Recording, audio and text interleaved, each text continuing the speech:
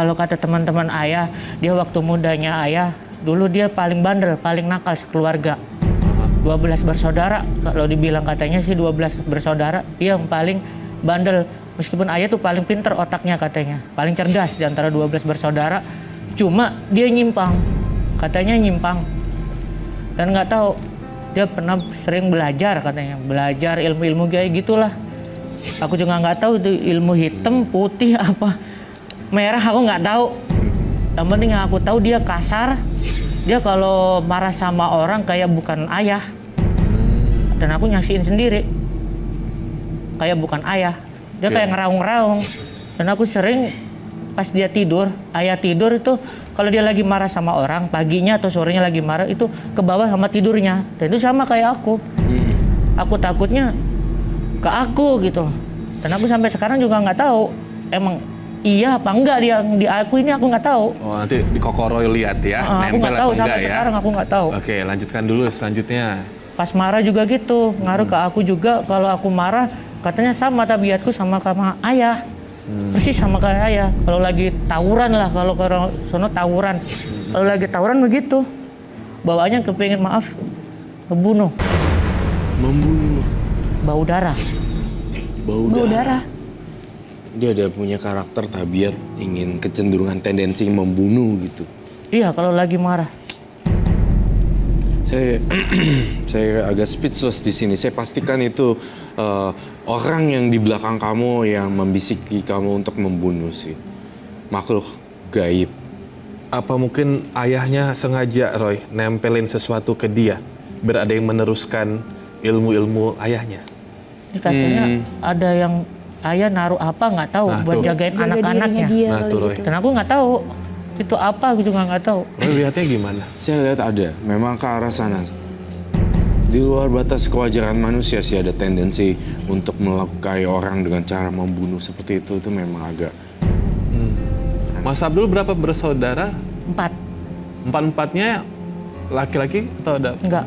Kakakku cewek, aku nomor 2 cowok, adikku cowok, yang nomor 3 satunya cewek. Mas Abdul paling beda sendiri dalam menangani atau menghadapi masalah gitu, paling temperamental?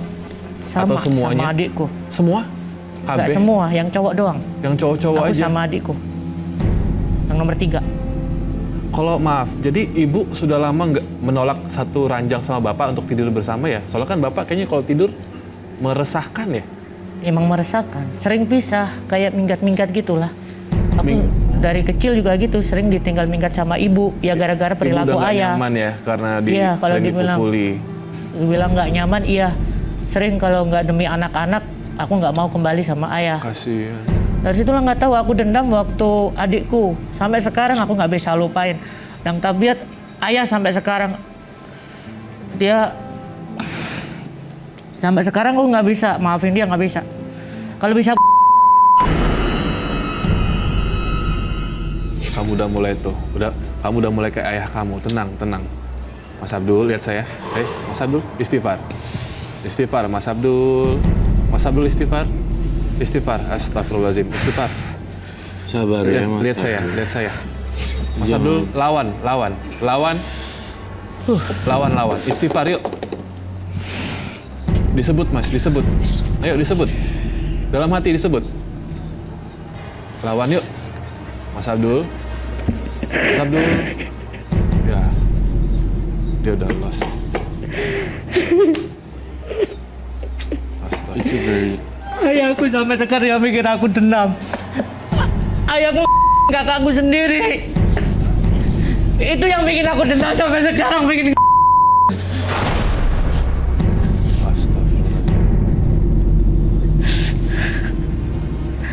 dan gara-gara ayah itulah nama buruk keluarga kena imbas semua, termasuk aku, termasuk istri aku, keluarga istri aku juga gitu.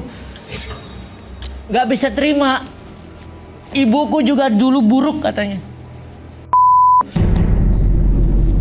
Aku nggak omong kosong soalnya aku pernah ngelihat sendiri di mataku. Waktu ibu pisah sama ayah, ibu ngebohong sama aku, katanya Pak D itu kakak sepupunya. Tapi setahu aku tidak, begitu orang ngomong enggak. Soalnya kata guruku dulu di pesantren, apapun itu kalau udah keluar namanya selingkuh. Tapi waktu itu aku nggak tahu yang namanya selingkuh apa enggak, aku nggak tahu, bodo amat. Tapi yang aku tahu pasti keluar sama Pak D. Aku nggak bisa sebutin namanya. Ya. Saya tahu sekarang alasannya kamu sedendam ini. Dendam Ya, sampai saya sekarang. tahu. Dan saya nggak akan ngelarang kamu untuk tidak benci. Kami paham sekarang alasannya Mas Abdul. Tapi Mas Abdul harus lebih bisa menenangkan diri. Jangan kamu ambil buruk-buruknya bapak kamu ke diri kamu ya Mas ya. Enggak. Ya, kalau kamu sama-sama temperamental, nanti karma buruknya nggak berhenti juga dong. Iya. Ya, Aku nggak tahu ya, dari kecil emang ibu sering dihina sama keluarga ayah, dikucilin ya gara-gara karena ibuku dulu penjaga warung dan itu yang ibu dibenci sama keluarga bibi, dan nggak tahu dari kecil itulah sering ya diejek ibu, sering ngelihat ibu ya diinjek-injek lah. Mungkin dari situ nggak tahu. Aku sering marah kalau ada orang yang ngomongin ibu. ya, Bawahnya pengen aja tuh orang. Sampai sekarang aku nggak terima, termasuk ayah dan termasuk istriku. Istriku juga gitu, ngejelekin ibu, aku nggak bisa terima. Iya. Kecuali ayah, terserah lah. Ayah lu mau lu jelek-jelekin bodo amat. Aku nggak mau tahu. Itu aja. Sampai sekarang juga pengen di hati pengen segini gedenya, udah usia 30 begini, pengen aku dipeluk ayah tuh pengen. Tapi kayaknya nggak mungkin. Nggak mungkin. Sampai sekarang di antara 4 bersaudara juga aku yang paling dibenci sama ayah. Nggak tahu kenapa, musuh aja, nggak bisa akur. Sampai sekarang nggak bisa. Pernah dikata-katain juga, kamu nggak akan bisa maju, nggak akan bisa sukses tanpa orang tua, tanpa bantuan orang tua gitu.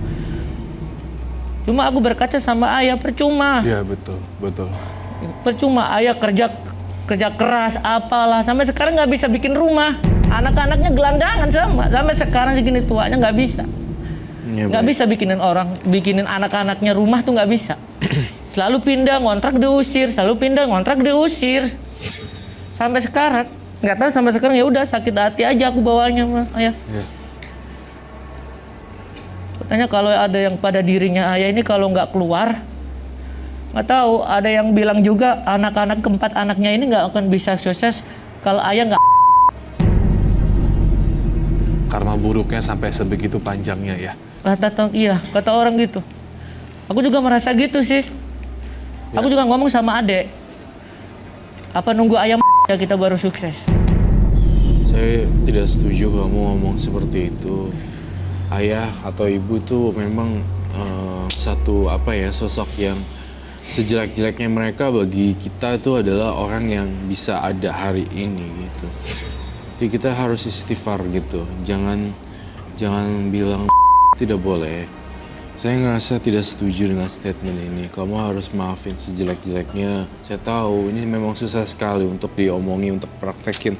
Tapi bagaimanapun ayah tuh memang punya peran penting juga ya dalam hidup.